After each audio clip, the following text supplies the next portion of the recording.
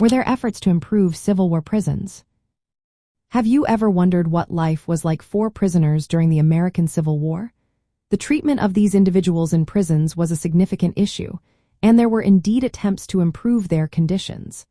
However, these efforts faced many obstacles. Both the Union and the Confederacy struggled to manage their prisoner of war camps effectively. Overcrowding, poor shelter, and inadequate sanitation were common problems. These issues led to high death rates from diseases and exposure. At the start of the war, both sides were unprepared for the number of captives they would have. They underestimated how long the war would last and how many soldiers would be taken prisoner. The Union had a more organized prison system, with Prison Commissary General William Hoffman overseeing operations. This centralization helped, but even the Union faced challenges with resources and logistics as the war dragged on and prisoner exchanges stopped. To improve conditions, both sides made efforts to build better shelters and improve sanitation. For example, when water sources became contaminated, officials attempted to dig drainage channels to prevent further issues.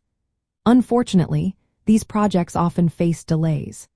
In some cases, prisoners at places like Elmira Prison had to endure harsh winters in tents because proper housing was not completed in time. Supply shortages were another major problem.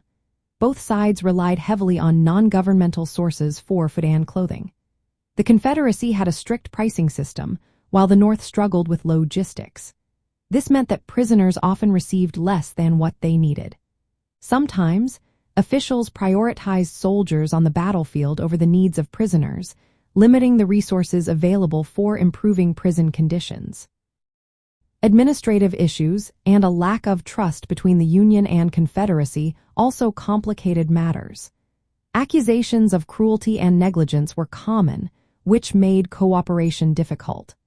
The breakdown of prisoner exchange agreements increased the number of captives in prisons, further straining resources. In summary, while there were efforts to improve Civil War prisons through construction, sanitation, and supply management, these attempts were often insufficient. Overcrowding, logistical failures, and the prioritization of military needs over prisoner welfare left many prisons as harsh environments throughout the war.